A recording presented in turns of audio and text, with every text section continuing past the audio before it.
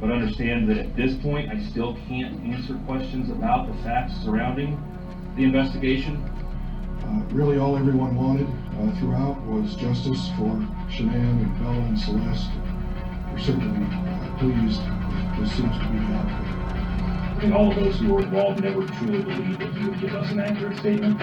What I can tell you most affirmatively today by what happened in court is the spotlight that he tried to shine on Shanann falsely, incorrectly, and frankly a flat-out lie. Is the spotlight that he tried to shine on Shanann falsely, incorrectly, and frankly a flat-out lie.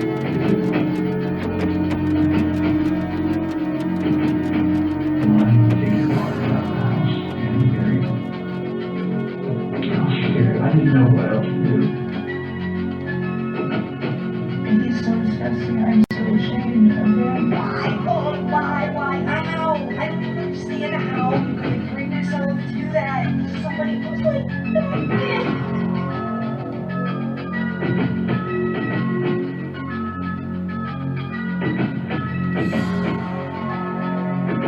It was a shocking deal news of the week. Occidental increasing its bid for Anadarko to $76 a share.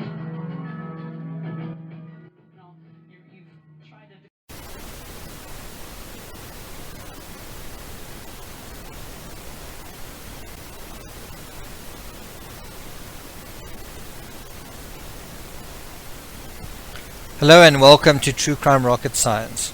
For most people, their first introduction to 33-year-old Chris Watts was on Tuesday, August 14th, 2018, during his 7-minute sermon on the porch. We watched as a well-groomed man, a silver fox, stood in charcoal shorts and a t-shirt and spoke casually about his missing family.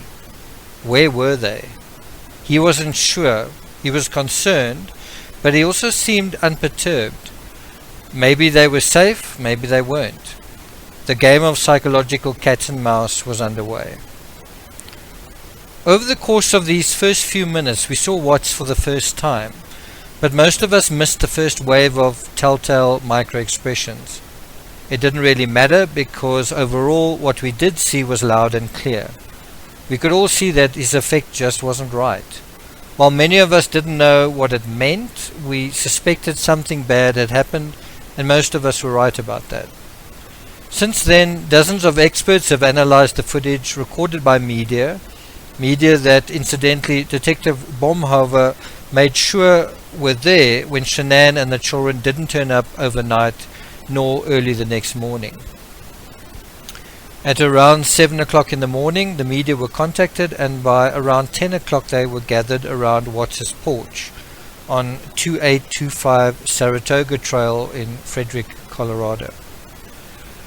From Dr. Phil to the district attorney, from YouTubers to the millions around the world who started following this case, we all saw the same thing.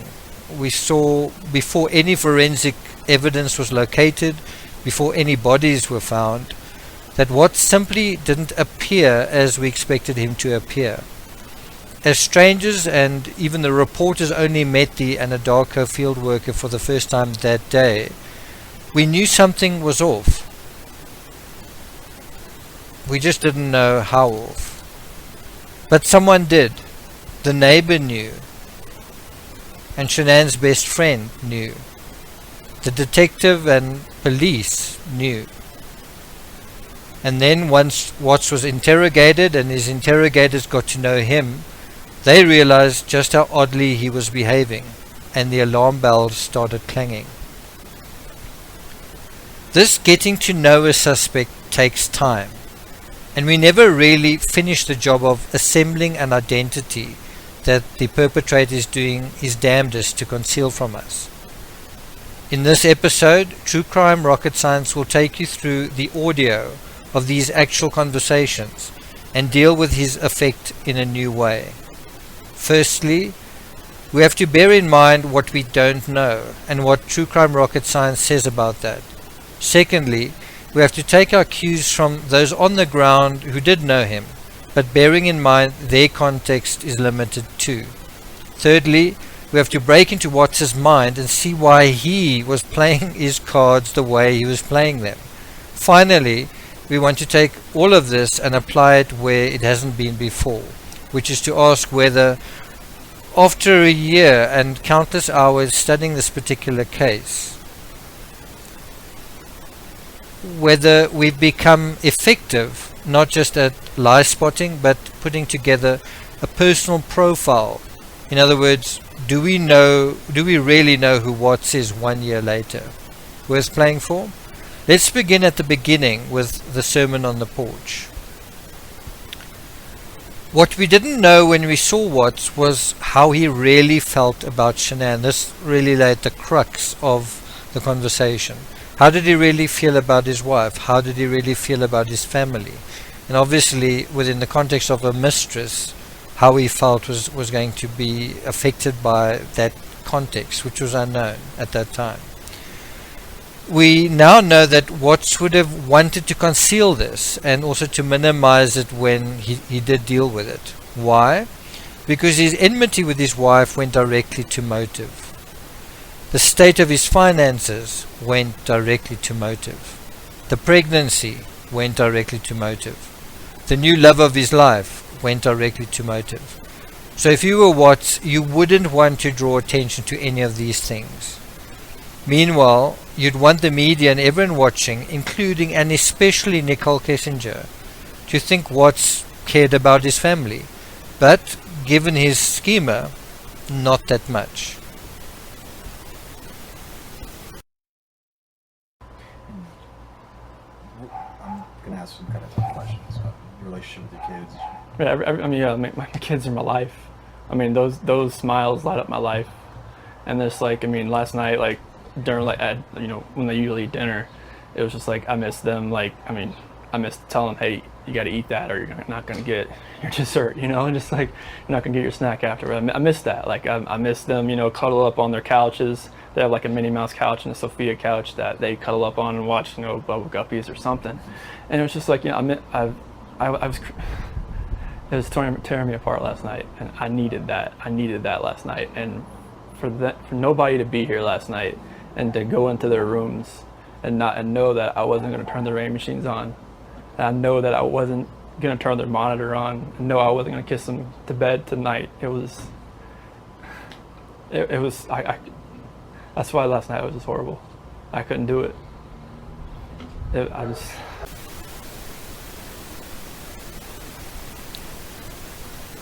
He couldn't be too traumatized, you see, or that might put his mistress off. After all, she needed to believe most of all that Shanann had just had enough of everything, taken the children and left. And as it happened, initially at least, she did believe this. When we go into the discovery documents for August 16th, when Kessinger spoke to CBI agent Kevin Kobach, she said that Chris had told her that he was upset and the cops were searching his house. Kessinger recalled Chris saying he and Shanann had a disagreement, and he told Nicole that Shanann was going to a friend's house. Nicole remembered thinking maybe Shanann had just left. Chris then told her that Shanann's cell phone and purse were still at his house. Nicole thought, well, maybe Shanann was in a rush and left the stuff behind. But with a further thought on this particular circumstance, and knowing Shanann was always on her phone, Nicole found it strange.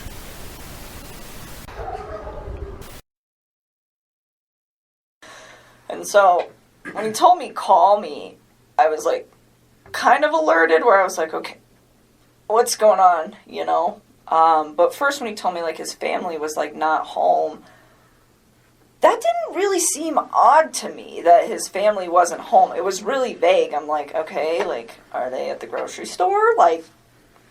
Elaborate. And so, and then, but he says, call me it's an emergency, but then just says that they're not there. And so I'm really floored by that. Well, not floored, but just kind of he says, call me, so I'm concerned. And then he's really vague, so I'm Maybe he just wants to talk to me. I don't know. I think it took me a little while to like really process the severity of the situation, just because this is not something that you expect to see every day, and the way that he talked to me made me believe that this is not what was going on at all. Okay, so you make a phone call to him and you guys have a conversation. I did. I stepped outside. This is 3:45. Ish. I mean, well, like, I think I actually interacted with Jim for, like, probably a good 15 or 20 minutes. I mean, he's my guest. He's in my house. So I don't think I called him right away. But, like, I mean, I'm trying to balance the fact that I have my friend here, and then Chris is saying that something needs to be addressed. But to me, it didn't sound like an emergency. I mean, it's all the time. Like, people aren't home right now. You know, so it just... It wasn't like, oh my God, I have to take this call. It's an emergency. No. I mean, it was the way he said it. And I was like, okay. So I remember hanging out with Jim for a while, and then I stepped outside and I made a call, like, out on my back patio. And I called him. And he didn't answer the phone. And then he texted me back. Oh no. Did he answer the phone? I don't remember. I think he missed my call and then he called me back. Or he just answered. Either way, it was a very short talk to him where he was just like, I have to go. The cops are here. And I don't remember if he said that on the phone or over text. I'm so tired. That's fine. You don't. But either way, like, it's the just cops. The context. Yeah, I mean, you guys will figure it out. The cops are here. And I'm just like, all right. And then I remember we were we were texting, but I was like hanging out with my company, so it wasn't like a nonstop text. It was just kind of like I would check my phone every once in a while, and we would communicate with each other. And he was just saying like they weren't there, and that her friend Nikki was there, and that her friend Nikki had called the cops. And I'm like, why would this girl call the cops? And like, I honestly do not remember the order of operations on all of this, but I'm pretty sure the majority of our conversation that night until my friend Jim left the house, which was probably pretty late, I don't even know what time, like 9 or 10, was all via text. So you should have this via text. Like, Okay. I don't think we started talking again on the phone until, like, after my company left. And he was like, I don't know, he just started, like, giving me details about stuff, and I don't remember what order, but he was saying, like, Nikki was really upset, and that the cops were there, and that they were, like, searching the house, and I was just like, what? You know, like, what? Why? And he was telling me that, they had, like, had a disagreement or something like that, and then, he told me, like, she was gonna go to a friend's house, and I was like, okay, well, maybe she left. You know, maybe she just, like, went to her friends. And then I think I don't remember, but I think he was the one that told me that her cell phone and her purse were still there. I think he told me that. He told you her cell phone and purse were still there? I think he did. I don't remember. What's the significance of that in your mind at that time? At that point, I thought this woman was really trying to get out of this house.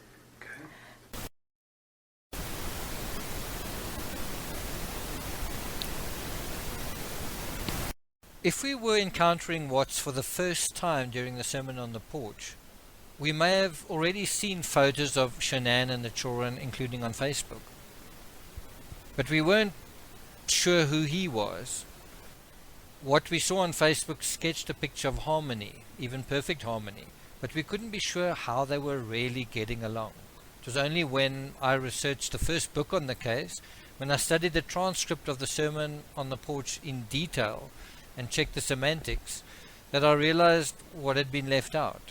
Watts never mentions that Shanann was pregnant. He never mentions the word divorce or a mistress. He never mentions Shanann's doctor's appointment. He doesn't mention Shanann's plans for a gender reveal and why her disappearing then, given that context, was weird. Instead, he spoke lightheartedly about his children throwing him with chicken nuggets and how he missed them not getting their dessert after dinner. When he was asked about the emotional conversation he had with Shanann Monday morning, he said it wasn't very emotional, and let's leave it at that. When he spoke to Coda and Lee about it, he said it was emotional and that they were both crying. Why the different statements in front of the camera and in the interrogation cubicle? Well, because when he was on camera, Kessinger could listen in. When in the cubicle, she was essentially out of the game. While the symbolism of many of his statements and other colorful language was, and still is, a minefield of information, Watts' effect was what stood out loud and clear. This raised the question, didn't he know to act more concerned than he was? Didn't he know that by acting more concerned, Watts should be more convincing as someone who was innocent? Was Watts stupid? Because he didn't show emotion and seemed to be enjoying being interviewed. Was he a psychopath or a narcissist? And some people went down that route.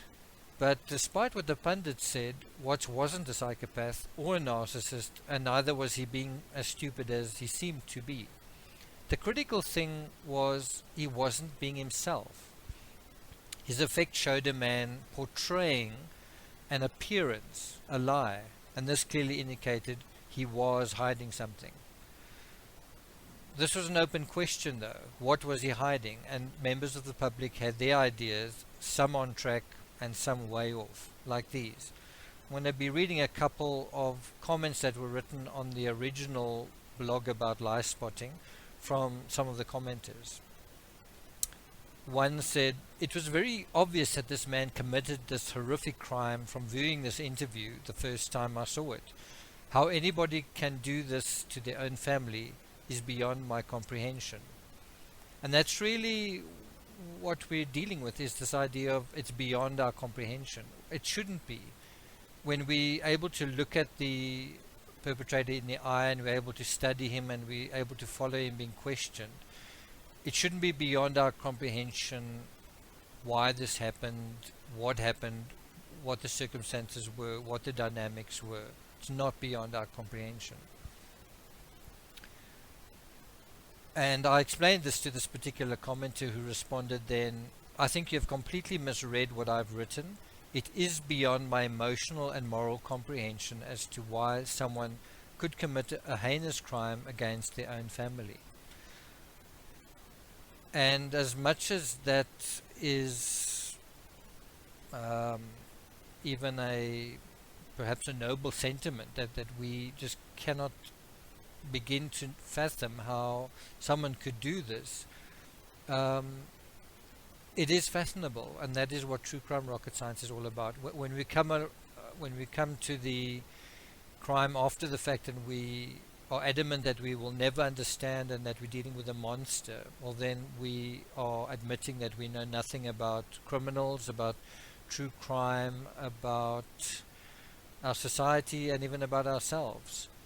True crime rocket science is about the fact that we do know and can know. Another comment, his effect is flat. He keeps grinning where a distressed person's mouth would be downturned. If he didn't know the subject matter and turned off the sound, he would be like a guy talking about his preferred yard service. That's not entirely true. There are moments where Watts appears somewhat stressed. His Adam apple bounces up and down. There's some furtive glances. There's licking of the lips. So I wouldn't say it's I wouldn't say that he appears completely casual. I think he does appear stressed. The words he uses, he says he is concerned. It's just the amount of that is different, and that is what we're looking at. We're certainly not looking at this from the perspective of, well, is Watts guilty or not? And even at the time, we weren't doing that. We were trying to get to know him. And that's really what the effect is all about, is how good are we at reading the effect, and where does the reading of that effect take us? In terms of this crime, and then also in terms of other crimes. And how does our ability to read his effect here deal with our ability to read someone else's effect? You know, what if someone is over dramatizing? Would we be able to see that?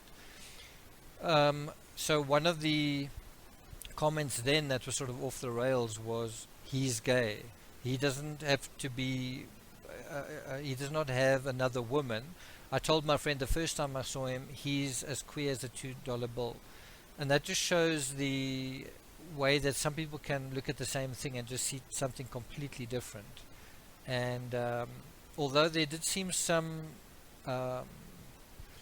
possibility in that he was gay or even bisexual, this was a area that was simply unknown, and with more information it appears that that was not the case.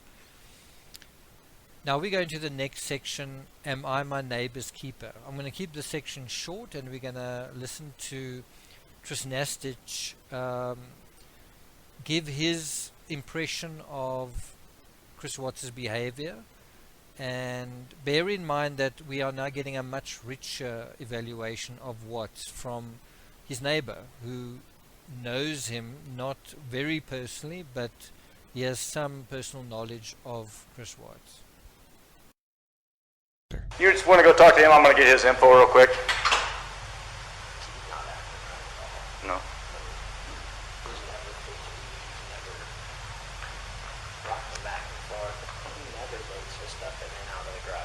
Right. To be completely honest with you, my wife and I were kind of wondering when she was on vacation if something happened, because I've heard them full out screaming at each other at the top of their lungs, and he gets crazy. Does he? And that's pretty recently? Yeah. He doesn't look worried. He looks like he's trying to cover his tracks. He's normally quiet, real subdued. He's over here telling you 3 times what he took out, what he did. He's very he never. It probably bears repeating that Nate TRANSCRIPT is very aware that Watts isn't acting right. He tells the police, with Nicole Atkinson and her son Nicholas present, and both of them appear to have consensus on what he's saying. TRANSCRIPT even role plays Watts rocking back and forth, something we noticed but perhaps not immediately. TRANSCRIPT pertinently says he doesn't look worried. He looks like he's trying to cover his tracks. This is an excellent and effective assessment for so early on. And then he provides reinforcing information. TRANSCRIPT says he's normally quiet, more subdued. He doesn't talk a lot. And so for those of us who didn't know Watts at this point, we couldn't tell if he was being more talkative or less reserved than usual. But his neighbor could. Nicole Atkinson could. And giving out extraneous information, just being a lot more talkative than usual, is a classic symptom of lying. Coming from a guy who didn't talk much, this was difficult to see. When he was being interrogated by the FBI and during his polygraph, Watts was trying very hard to appear like a regular guy. Open, talkative, transparent, not himself. He was doing this to hide the fact that there was an awful lot he was hiding, and it took a while for his interrogators to latch onto this. Let's move on to the cubicle. This is the late afternoon of August 15th at around 16:15. I just find it hard to hear you talk about just having this emotional, conversation with Shanann, and you're bawling and crying together, and you have not shed one tear in 2 days that you've been here. Not one. And help me understand that, because I don't get it. These are your baby girls. And you have not shed one tear over them not being around. Chris, I lose my 4-year-old in the store for 10 seconds and I start to go panic. Panic. I have not seen any of that from you at all. Help me understand that. I love those girls. I would never do any of this because I haven't shed a tear. That's weird. Is that weird? Don't look into that like I don't love my kids. Tell me, explain to me. You're crying with your wife that you're leaving her. Yeah. But you don't cry that your two little baby girls. I'm hoping they're still around. I'm hoping they're still somewhere. Is affect important? How important is affect? Right here we hear how forcefully Watts was confronted by both agents on his affect. And then what happened after this? This confrontation took place about a minute before he asked to see his father. When that happened, which was actually only about 20 minutes later, the game was over. That's when Watts admitted to Ronnie, for the first time, in a very low tone, that all three of his family members were dead. The ruse that he was hoping they were alive, that they were still alive, was finally over. We can see how in an interrogation scenario, telling a suspect how his affect is raising suspicion is a clear way of riling him up, but also potentially shutting him down.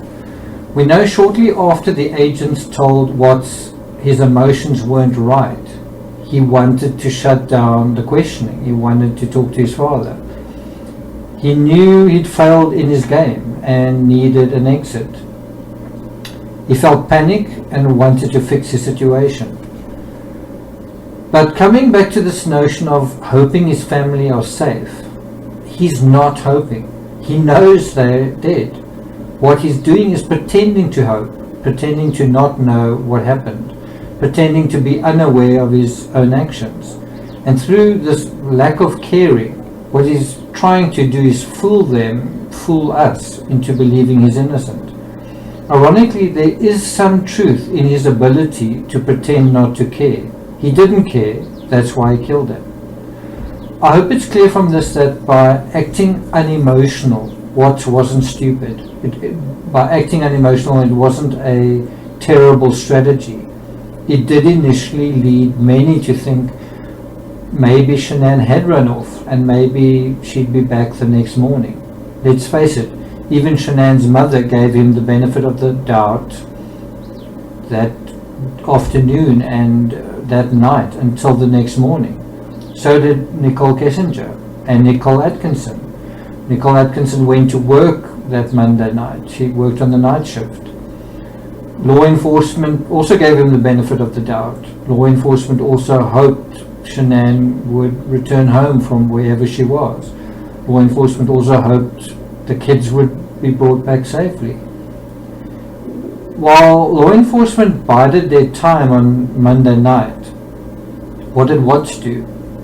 It was an opportunity. He bought himself some time. He cleaned and vacuumed the crime scene. He improved his situation in terms of the investigation, and arguably with Nicole Kessinger as well.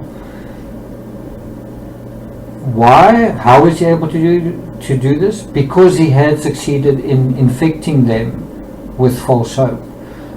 One of the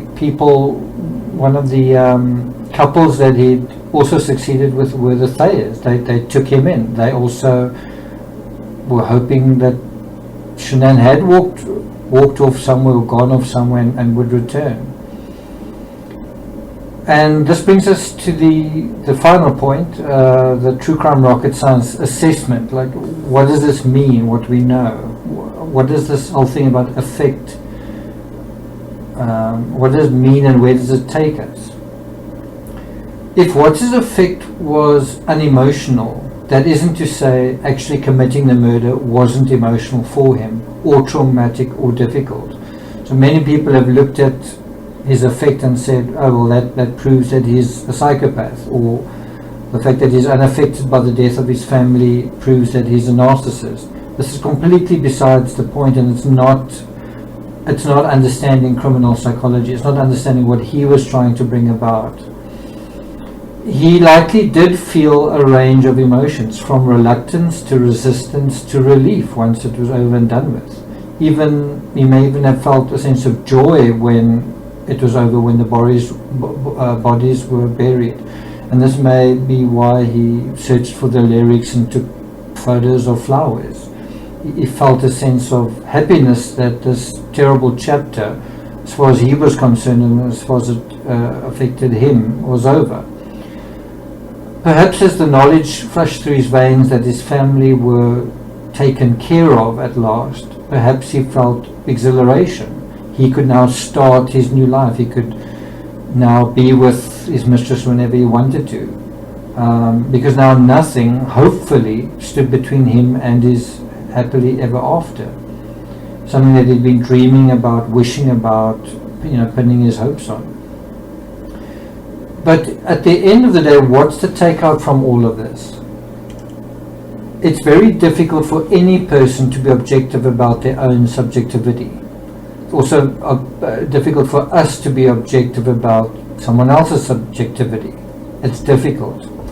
So when Watts is confronted about his affect, he instinctively and immediately ratchets his affect up a notch. He sniffles, as if on cue. They want to see it, otherwise they're suspicious, and he quickly obliges. They want to see it, he shows it. When he talks to his father, his demeanor and his voice changes. When he lies about Shanann killing the kids, Watts also makes his voice sound strained and anguished. But this is all in Act 2. What this shows is the scale and scope of not only Watts' deceit, but his capacity towards sadism. It's one thing to lie, it's another to implicate on something he did, someone else, while pretending to care. Affect is a primary giveaway in true crime, but it's very difficult to interpret. One might say it's the best tool of true crime rocket science, but it's also the one that we can almost never use because it's so difficult to use correctly. This is why it's seldom used in court, and when it is, the flip side of the coin can just as easily be used to argue innocence. In the Madeleine McCann case, the insistence from Madeleine's parents has also been that they remain hopeful. Why? In the alternative, if it turns out Madeleine didn't disappear but died, then suspicion turns to someone. This is why pretending to hope is a red flag. In the McCann case, as in the Watts case, early on, the question was always, is the pretense to hide what he did, or is it simply human weakness? Is someone hoping out of naivety, or are they hoping out of misdirection? Is the hope misdirection? A year later, many people feel they are experts on Watts, but I'm not so sure we are. A year later, many people feel they are experts on Kissinger, but I'm not so sure we are. A good true crime rocket scientist never knows all there is to know. Instead, he always suspects there is more, perhaps a lot more, he doesn't know. A year after we studied his body language, counted his tells, figured out his psychology, and became experts at lie spotting, the followers of this case aren't unified at all. We split into two camps, two psychologies. The first camp is the children were murdered first at home, and it was a premeditated murder. So there are those who believe Watts killed his children at home before Shanann arrived, and did so in a cold, callous, calculated fashion, as the district attorney himself said. A premeditated crime, and one by an introverted criminal who defaults to premeditation. Everything he does is premeditated, including in his ordinary life.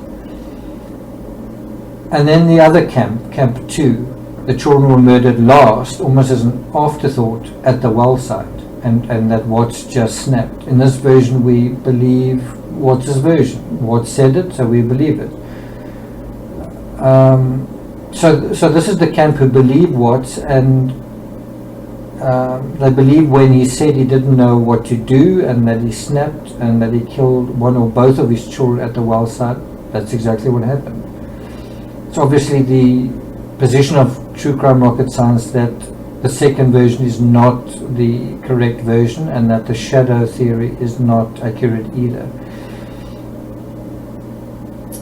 If Watts fully intended to get away with murder, and he did, he would never have taken the enormous risk to take his children alive to the well site and murder them there.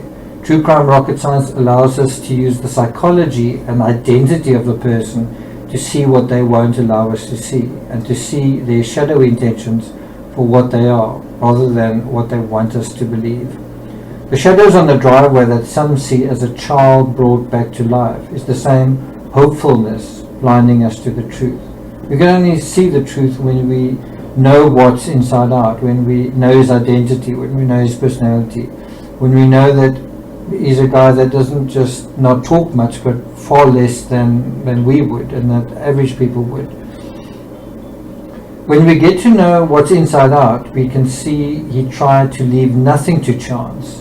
And in the next episode, we'll see just how close he actually may have gotten to getting away with triple murder.